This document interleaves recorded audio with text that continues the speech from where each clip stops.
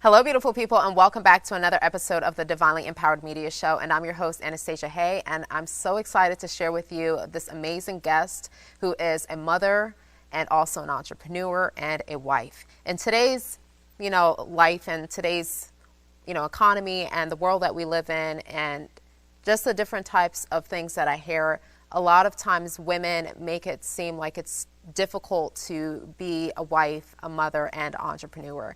But we are going to be talking about the Proverbs 31 woman and how to balance both your business and your life. And I think this is so important because, in this time that we're living, a lot of women may not aspire for, family or being a wife or any of those things anymore because they think it's going to take away from their career or take away from their goals. But all of these things are wonderful blessings that God wants us to embrace and wants us to enjoy. So my guest here, Chelsea, is a phenomenal woman. She is what I call the Proverbs 31 woman, and she encourages in her business other women to strive for that kind of character. So I'm going to be bringing her on the show, and I'm so excited for what she's going to share with us about her business and how she balances it all. Hey there, Chelsea. Welcome to the Divinely Empowered Media Show. And I'm so excited to have you as our guest. We were talking about balancing both life and business and what it means to be a Proverbs 31 woman, because in this time that we're living in, as I mentioned, that, a lot of women don't aspire for family or aspire to be a wife because they think it's going to be taking away from their goals, it's going to stagnate them or cause them not to fulfill their career. We know that abortion is a big thing right now. A lot of people are just like, I'm done with men. I'm going to just be a single woman that just do my own thing. And so you as an entrepreneur and also wife and, someone that aspires to be that Proverb 31 woman and show the example to other women out there that, listen, you can have it. You can have it all. You can have all these blessings. You can have a family. You can have a business, and you can also be a wife and do so many things, and you won't be held back. If anything, you're going to be pushed forward. We just want to hear your expertise about where you're coming from, what's your story, what brought you to where you are, and just to give us a little bit of your background. Yeah, absolutely. Thank you so much for inviting me. You're welcome. So, yes, about me, thank you for asking. So I was born and raised in Las Vegas, Nevada, where I lived for 23 years. And my father's from Italy, and my mother's side of the family is by way of Germany and Oklahoma. And I have two brothers and sisters, but grew up primarily with my younger sister. So my mom is a Christian, and she made sure that I knew who Christ was from a young age. But it wasn't until I was 23 that my faith really became my own. I got really tied up in drug addiction as a teenager and nearly lost my life. And by the grace of God, I ended up at a place called U-Turn for Christ in Southern California, where I believed in and confessed Jesus as my Lord and Savior at age 23. And after that, I moved to the Central Valley in California, where my mom's side of the family lives. And I lived there for 13 years. During that time, I started an incredible career in the gas and electric utility industry. I met my husband and married him, and I became a mom to two little boys.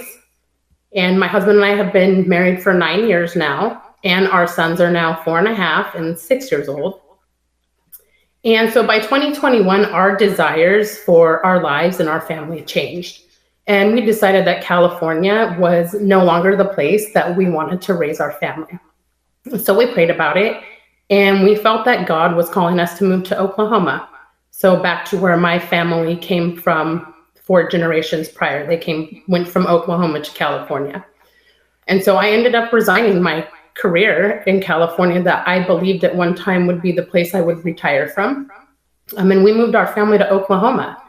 And so if you can't tell already, I am a conservative woman. And of course, after we moved, God was faithful to provide new careers for us so that we could take care of our family in Oklahoma. And then he also led us to a local church body that held a very high view of God and of the scriptures. And so we were immersed in his word and called to follow it in a deeper way than we had ever been before. And After 2 years in Oklahoma, in September of 2023, my heart around work started to change. So until that time, I'd always wanted to climb as far as possible up the corporate ladder. And I was spending countless hours sitting at my desk, just feeling like I was like dying a slow death in a desk chair while I was staring at spreadsheets as my children's childhood was just passing me by. And my work schedule was overlapping with my husband's. So we barely spent time together, just kind of like a high five in passing. And I wasn't fulfilled at all aside from the paycheck. And I just couldn't imagine sitting in that place for 20 more years until retirement without taking some sort of action to change it. So I didn't have any ideas about what else to do aside from look for another job. Okay, so I had come to this point where I knew I wanted something different than the work I was doing then. And the job I had at the time was something I had prayed for from a financial aspect when we moved to Oklahoma, and God provided it, but I just longed for more. Like I thought there just has to be more than this rush to get the kids out of the house so that I can work and then rush to pick them up and have a couple hours with them just to rush around and do it all over again the next day. And so I prayed again, and I asked God if it was in his will to leave me to work that would allow me to be present for my family, still provide well, and somehow help others at the same time. So then I proceeded to apply for an interview for several other jobs just because I've always had that employee mindset and I didn't know what else to do but search for another job. And I did not get any of those jobs. And one day I came across an ad for an automated online business, and I started looking into it, and I discovered the new world, new to me, of entrepreneurship through this unrivaled opportunity. And so I ended up starting my own business, which I've been running for just over 1 year now. And as you know, part of being an entrepreneur is finding your brand and your niche. And while my brand and niche are still something that's being honed and I'm working on, I did know that I wanted God to be the foundation of my business. And I wanted to be able to help other moms who are employees leave the corporate hustle so that they can nurture their families in faith, but still have a good way to provide.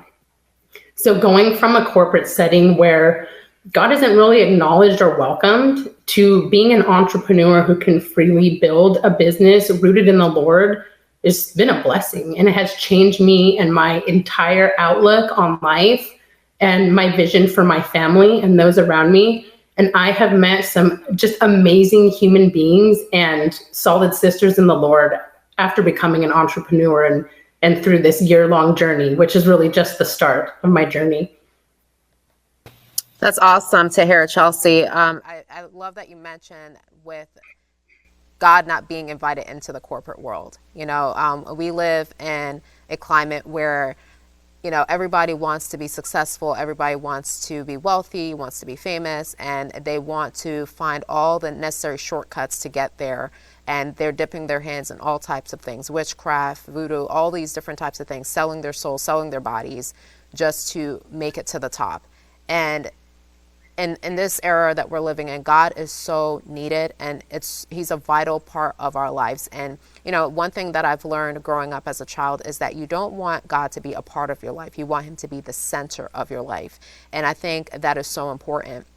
Now, the question that I want to ask you is California a liberal state? Why did you move from California? Was it something that God was like, you know what, move from California? Or were you praying and say, Lord, I really don't like the laws? Because I know there were some laws that were passed in California in regards to some of the hidden agendas that's going on in the schools, as far as like the LGBTQ curriculum. Children would be taken away from their parents if their parents didn't approve of them and all that type of stuff. So why did you move from California? Was it a God-led thing, or was it something that you were thinking within yourself, like, this is ridiculous, Lord, tell us where to move. I don't want to stay here anymore. Yeah, so absolutely. It was absolutely politically driven. We knew before we had children that we wanted to move someday. But when the pandemic came and California was just overboard with it, and just the leader in insanity, and that we really felt the push because of the place where our children were attending school and where I was working. So in California, even though our children were attending a private school, because they were under kindergarten age, the government still had reach into the private schools. So they were still pushing agenda through the private schools, and I was paying for that. And I'm absolutely not going to pay for that. I did not want my children. I wanted them to be able to learn, and I didn't want to have them asking questions about why there's triangles on the bathroom doors, or we're just worrying about that aspect and that agenda that's being pushed on just targeting the minds of children in a sexual way. So that was one thing, is that we didn't want our children to be subject to that. And then secondly, the company that I worked for, very, very liberal. I loved the job that I had, and it provided very, very well for me. But at its core, that company has a very dark side, and the agendas that they were pushing at that time, also in the area of transgenderism and just the left-sided politics when it came to the pandemic, it was just not something that I could show up and collect a paycheck for anymore, despite how wonderful that paycheck was. So we prayed about where we would go, and the Lord opened up a door quicker than we thought. I had a good friend in Oklahoma, who offered their home to us, their rental home, so that we could come and stay and search for a home to buy. So that's how the door opened, and we were able to move quicker than we had anticipated. And it has been an absolute blessing to be in Oklahoma and to watch just the Lord work in our lives. All right. Yes. So I'm glad that you shared that with us, because you have a lot of people who are moving from different states to, raise up their children, because they're like, some of the states that they're living in, it's too liberal, and everything as far as their children getting shots that they don't need at such a young age, to what they're learning. It's been a big issue for a lot of parents who want their children to just have a normal education. And I remember growing up as a child, I was actually getting educated, even if I wasn't getting educated about business, and have to do, how to write a check and so forth. I was still at least learning something about my alphabets and my numbers and how to do basic math. And surprisingly, or I should say unfortunately, children of today are not learning. They're not learning anything. They don't even know how to read. It's so sad out there. So I'm glad you listened to the Lord and he opened that door for you.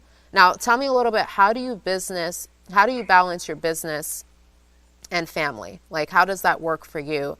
Because there's a lot of women out there that need to know that they don't have to isolate either one. They can have their business and they can have their family. Like, we all have different seasons that God allows us to go through. And when that season of love takes place, for you to meet someone and get to that place in your life where you build a family, no woman, especially in this time, should be fearful of it. And I feel like because of the agendas that's being set out there, the liberal agendas, everybody their voices are so loud in regards to this specific issue when it comes on to, women aspiring for marriage and aspiring for family, aspiring to be the one that takes care of the family and do the normal home stuff like clean and cook. It's become a big issue. Women who aspire for marriage and aspire to be stay-at-home moms, they're looked down upon in society in this time and age. And I think it's just beyond ridiculous. And once upon a time, it was honored. So we would love to learn a little bit how you balance your business, your success, with taking care of your family. Yeah, sure. So I believe that there's a direct attack on the family structure right now. And that is by way of government agendas and left-sided agendas, as we're talking about. And the way that God carries out his will it's through the family structure. And so unfortunately and unsurprisingly, I see the enemy just at work in that aspect over time in our society right now. So for me, balance is a goal that I'm working toward. There were areas of my life that were out of balance that really drove me to become an entrepreneur. So one thing that I do is I wake up early to spend time with God. and then get business tasks done before everyone else wakes up.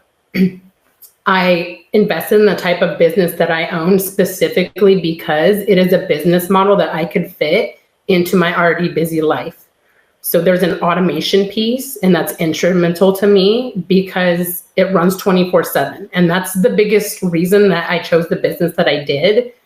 At the time, I was working 50 to 60 hours per week when I first started my entrepreneurial journey, on top of caring for our family and homeschooling. And I didn't have extra hours in the day to reinvent the wheel and spend a lot of hours on a new business. So waking up early, automation, and also relying on my husband to help with our boys during times when I need to lead a coaching call or I need to be on a team call, so asking for help. And my to-do list is like everyone's, is a mile long. So I ask God regularly. I pray over my to-do list and ask him to establish the work of my hands and help me prioritize and complete the things that he wants me to each day. And to be honest, most of the times my house is messier than I'd like it to be. Laundry and dishes pile up.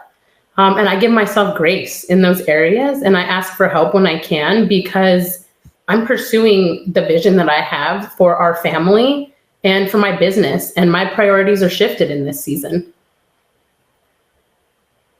Thank you so much for being transparent. It's important that, we give ourselves grace.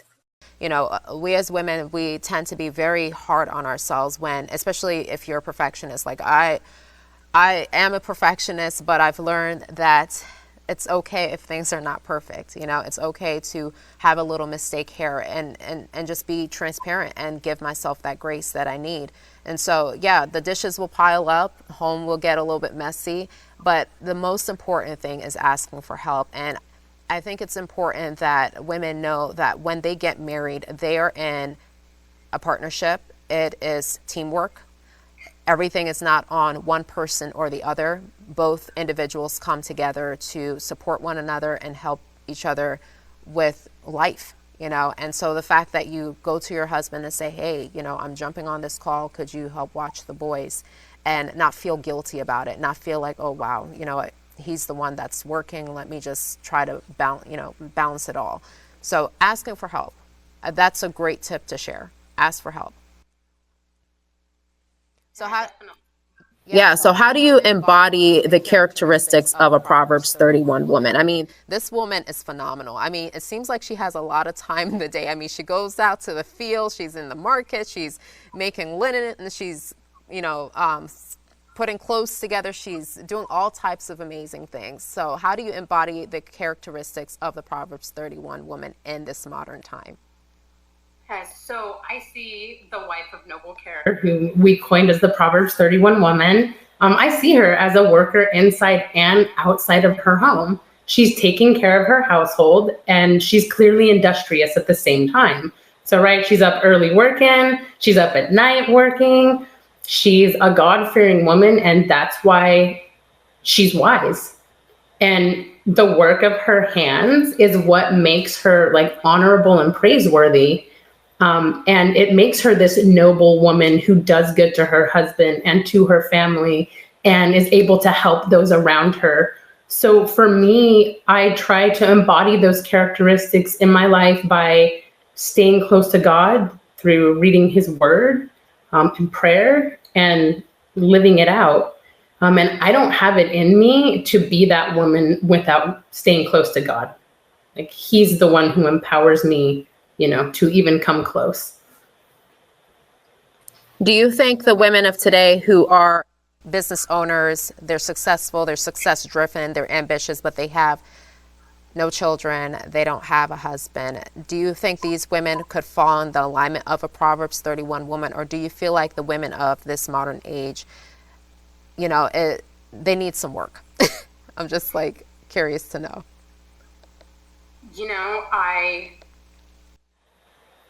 I believe that we were not made to live our lives alone.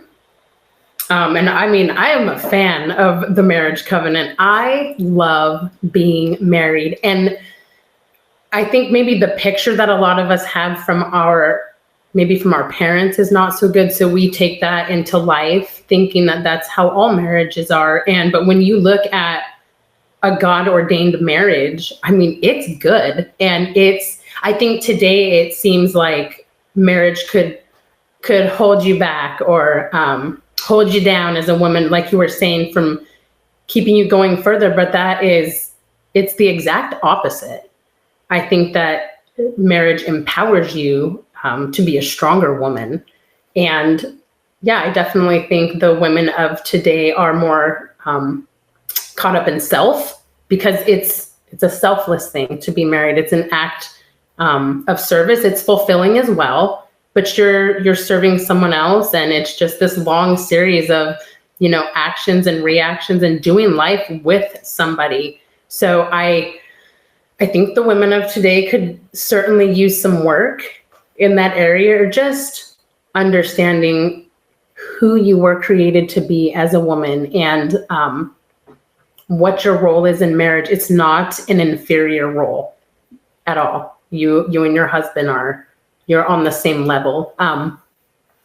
But yeah, I mean, women who choose not to marry, I don't believe that there's anything wrong with that, but you can certainly still embody the characteristics of taking care of your home and bringing in an income and giving to those around you, and being wise and having faithful instruction to speak to others. So it doesn't necessarily have to be in the home. However, I'll take a step back and say, if you look at the first few verses of Proverbs 31, it's Bathsheba, and she's telling King Solomon how to choose a wife.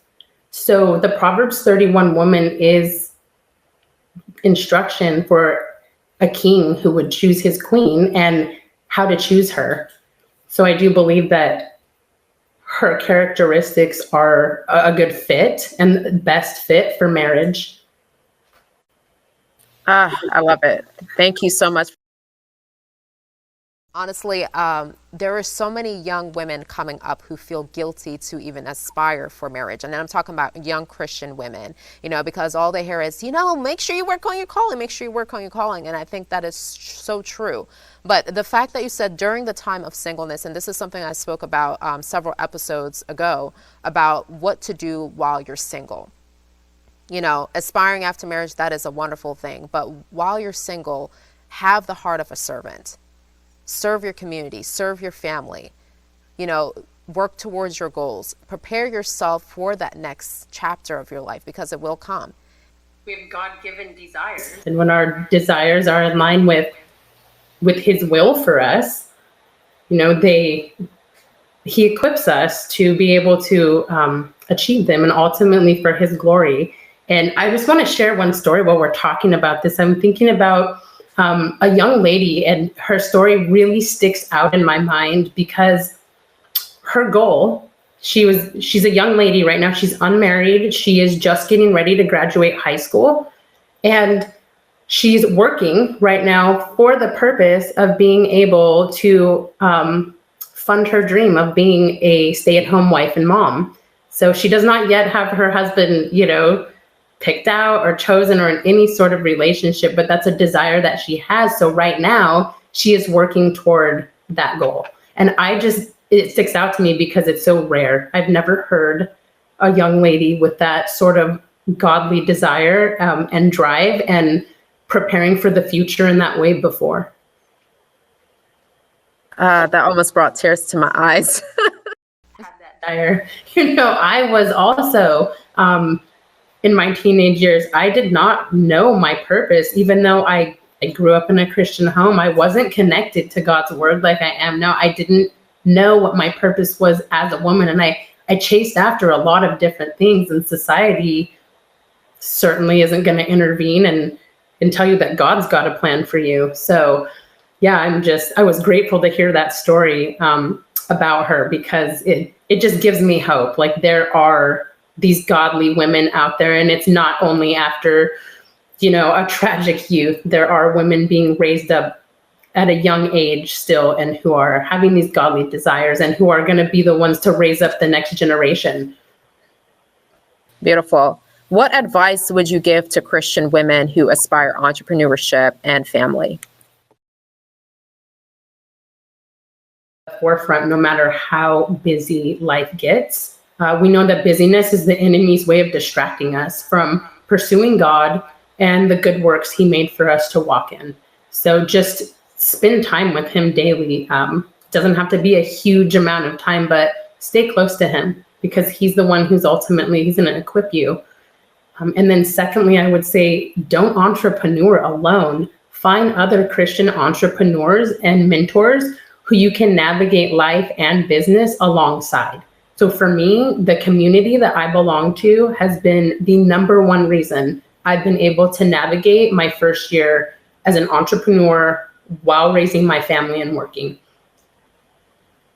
Great. And lastly, Chelsea, for our audience, what would you say would be a great scripture and prayer for women in business to go to? Like what scripture or prayer I would say worked the best in your journey that you always geared towards?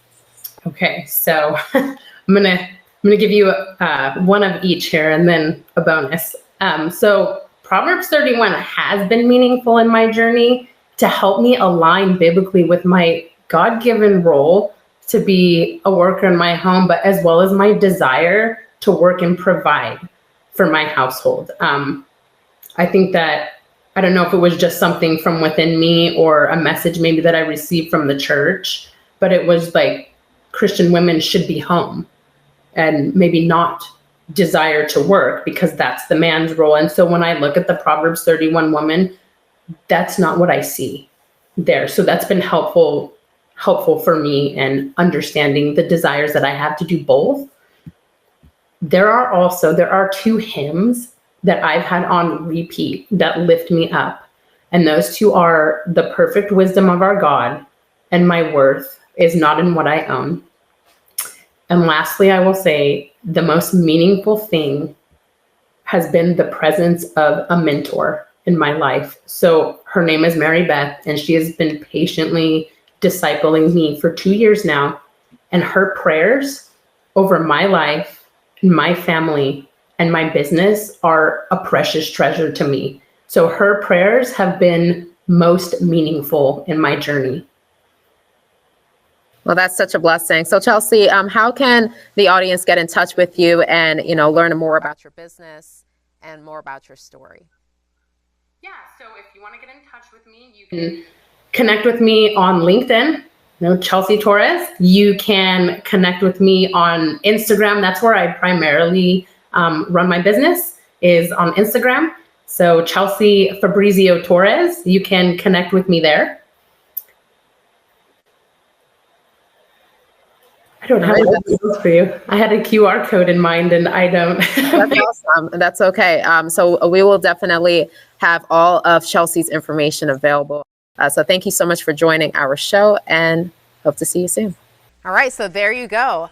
Here at Divinely Empowered Media Show, we're all about spotlighting women in business and men in business who have impactful stories to share with the world. So if you are a wife, a mother, and an entrepreneur, or if you are a husband and a provider and an entrepreneur, and you have a powerful story that you want to share with your business and how people can navigate through life in this climate that we're living in, feel free to reach out to us at www.divinelyempoweredmedia.com. And Chelsea, she has a phenomenal business, so definitely reach out to her and follow her on social media. So thank you for joining, and follow us at Divinely Empowered Media. God bless you.